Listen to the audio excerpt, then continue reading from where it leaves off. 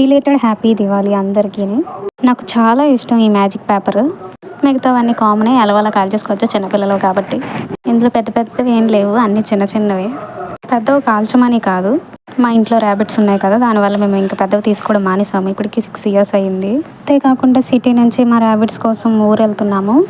వాళ్ళకి సౌండ్ అంటే ఎక్కువ పడదు, అసలు సౌండ్ పెట్టకూడదు, సౌండ్ పెడితే హార్ట్ డిసీజ్ అలాంటివి వస్తాయి. అందుకని మేము ఊరు వెళ్ళిపోతున్నాము. ఊర్లో అయితే పెద్దగా ఎవరు ఉండరు, చాలా ఖాళీ.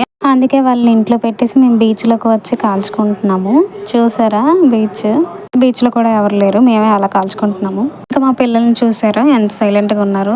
అంటే సారీ మా పిల్లలు కాదు, మా అమ్మ పిల్లలు. మా అమ్మ మాకంటే పిచ్చిగా చూస్తుంది. మా అమ్మ ఈయన ఒక దెబ్బ వేస్తే చాలా నన్నే తింటుంది. ఎలా ఆడుతున్నాడో చూసారా.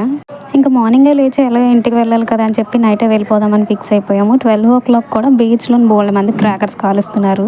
చాలా మంది ఉన్నారు, అంతమంది ఉంటారని నేను ఎప్పుడూ అనుకోలేదు. ఇదే ఫస్ట్ టైం చూడడం. Okay bye.